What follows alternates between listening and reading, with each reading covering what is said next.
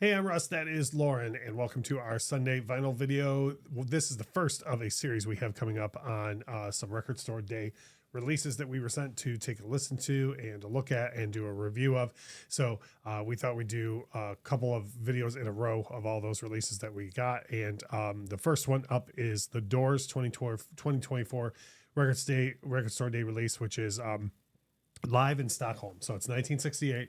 It's two unreleased shows, which for Doors fans is one of those things where like they do this almost every year. They like do an unreleased Doors shows, and I've heard that the because I'm not like the world's biggest. I like the Doors. I don't love the Doors enough to like where every year I wouldn't go. Like, oh, this is a whole show I've never heard before. Like, Yeah.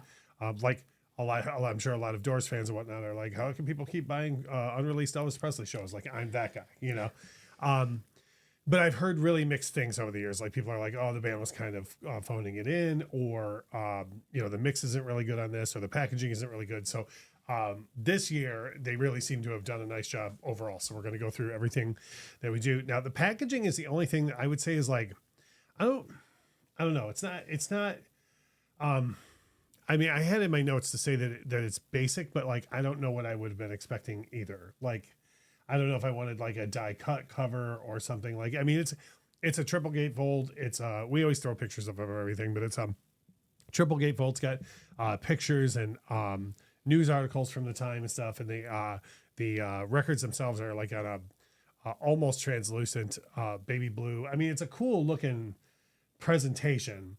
I don't know. I guess I just was like for Record Store Day, I always feel like there should be like a little more Fanfare? yeah, a little more behind it, like a little more oomph in the packaging. So I'm not complaining. I just think it's just there. Yeah, that's fair. The sound, and I don't mean this to offend Doors fans at all.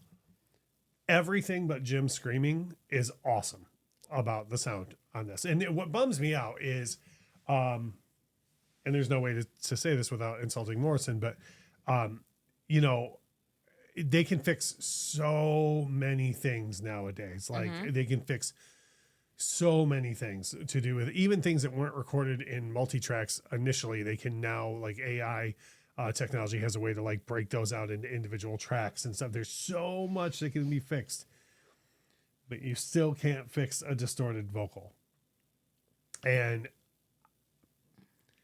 if I said it to you once, how many times did I say while we were listening? Like just Stop it, Jim. You did a bunch of times. Now, having said that, I personally, again, I don't mean this in a disrespectful way, but like there's so much more to the Doors than Jim for me. So, well, okay, a lot of people, Jim is the Doors, so there was a ton of stuff where I was like, oh, that was sweet from Krieger, or that was awesome from Manzarek, or Densmore. Oh, that was cool by Densmore. So like the sound overall, it's almost like one of those things where like, if you believe anything you've read or seen about the Doors, it's like a lot of times Jim was like a problem. And so in this, it's like Jim's the problem with it. Other than that, it sounds great. Yeah. So yeah, I like it a lot. And I also like that, there's two shows in one night on here, which I like a lot, which is the thing that used to happen that people today that call themselves musicians can't seem to handle that. And I like that the second show is like far longer than the first one. Like they're like, well, we can go as late as we want. Yeah, Plus, why not? yeah, and there's stuff that gets played on the show that like wasn't like Lover Madly and stuff that like wasn't very common. So for the sound of it and the whole everything that you're getting as a Doors fan, I think it's great. Price, face value on it, $60. That's darn right reasonable for a 3 LP set. Yeah. Especially one that's Record Store Day.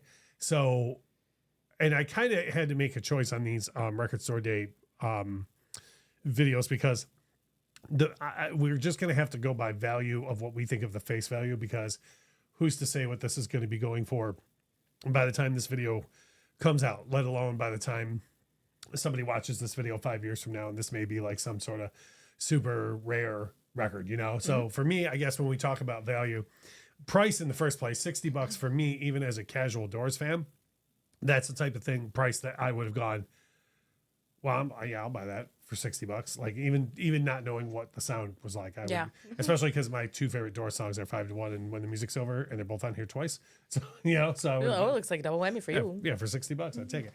For value, I mean, for sure, it's worth it for Doors fans. Like, for anybody who considers themselves a full-on Doors fan, I don't see how you could go wrong with this for $60. I think that the value in for anybody else is there enough here of Doors material that you like? Because other people I know that are casual Doors fans, when I tell them that When the Music's Over is my favorite song, they're like, oh, I can't, that's way too long, it takes forever. I don't really care about Jim's lyrics and that. And then they're only like Break On Through and Light My Fire people, you know what I mean? So I guess it would come down to track list, like really, if it's like, I mean, you're a casual Doors fan as well. Is this something that you would spend $60 on, or is value not there for you? Yeah, I don't think I would. My favorite Doors song is "Touch Me," Okay, so that's me. Yeah, and so they're not doing that on Nope. here.